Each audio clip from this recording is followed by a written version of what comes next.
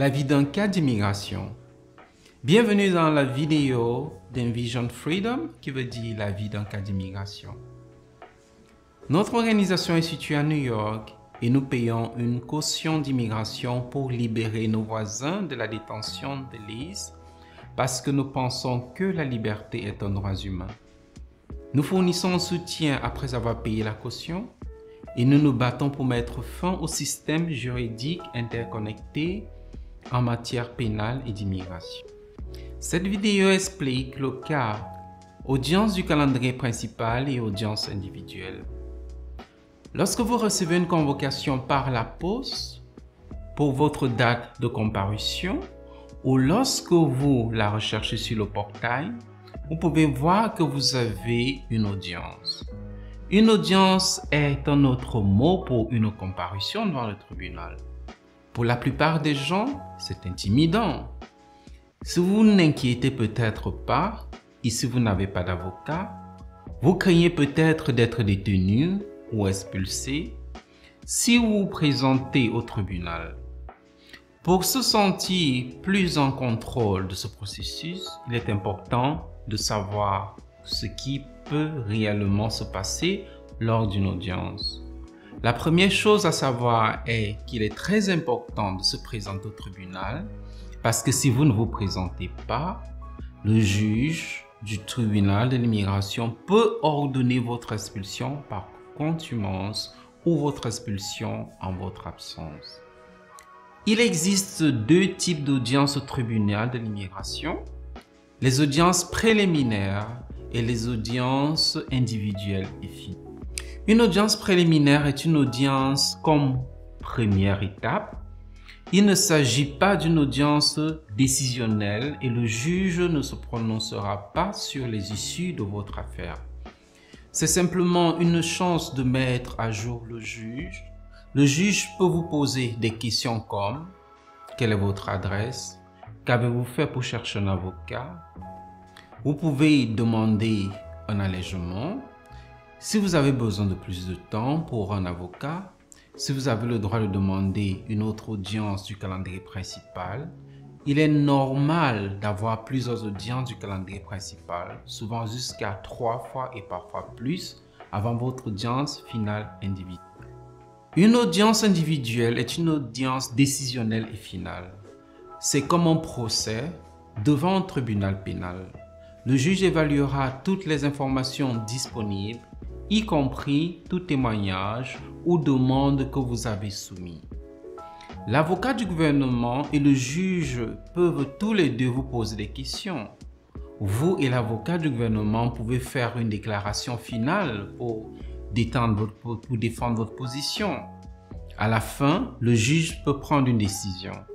Si le juge a besoin de plus de temps pour réfléchir, il programmera une autre audience pour établir son jugement final. Même si un juge ordonne votre expulsion à la fin de votre audience individuelle, vous avez 30 jours pour faire appel à cette décision. Ainsi, vous ne serez pas détenu ou expulsé sur place. Contactez un avocat spécialisé en droit d'immigration pour obtenir de l'aide concernant un appel. Vérification auprès de l'ISE. En plus du tribunal, vous aurez probablement des vérifications de l'ISE. Il s'agit généralement d'un rendez-vous rapide avec l'ISE. Il peut vous être demandé de confirmer votre adresse, votre numéro de téléphone ou d'autres informations, ou vous pouvez simplement signer une feuille de présence et partir. Bien que la rencontre elle-même soit brève, préparez-vous à attendre longtemps avant d'être vu par votre agent. Cela peut prendre des heures. Il est possible que la nourriture et le téléphone portable ne soient pas autorisés. Ces rendez-vous peuvent être compliqués si vous avez eu des contacts avec la police depuis votre dernier contrôle ou si vous avez accidentellement manqué votre dernier contrôle.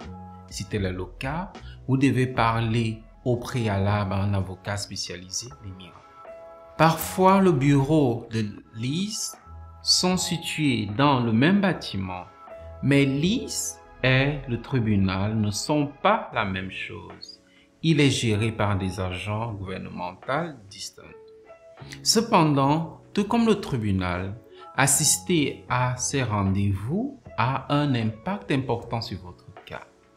Pour obtenir le meilleur résultat possible de votre dossier d'immigration, vous souhaitez vous conformer à toutes les exigences, y compris assister à une audience prévue, vos enregistrements de l'ISE ou ISA et votre rendez-vous biométrique. Alors, comment confirmez-vous la date de votre enregistrement ISE?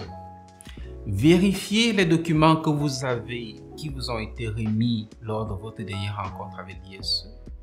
Cela peut être lorsque vous avez quitté la détention ou lorsque vous avez traversé la frontière américaine. Un exemple de ce document, il y a généralement votre photo dans le coin supérieur droit et vos coordonnées dans le coin supérieur gauche. Ci-dessous, recherchez l'adresse, la date et l'heure de votre prochain rendez-vous avec l'ISE. Apportez ce document à votre enregistrement. Il est difficile de savoir à quelle fréquence vous allez devoir aller à ce rendez-vous de vérification. De nombreuses personnes se présentent chaque date d'audience, mais certaines personnes s'enregistrent toutes les quelques années. La fréquence de vos rendez-vous n'est pas une chose positive ou négative et cela n'a pas d'impact sur votre cas. La biométrie. À un moment donné de votre cas, il se peut que vous demande d'assister à un rendez-vous de biométrie ou de prise d'empreintes digitales. Vos empreintes digitales sont utilisées pour effectuer une vérification des antécédents. Il est important d'assister à ce rendez-vous. Si vous n'y assistez pas, vous risquez de retarder votre dossier d'immigration, y compris lorsque vous pouvez demander une autorisation de travail. Ce n'est pas une date d'audience ou un rendez-vous de vérification de l'ISE. Il n'y aura pas d'entretien ni de questions. Le rendez-vous lui-même doit être rapide et peu stressant. Lorsque ce sera votre tour, vous numérisez vos empreintes digitales et prenez une photo. Si vos enfants figurent sur votre demande, ils peuvent également avoir un rendez-vous, mais ils recevront leur propre avis sur leur propre nom.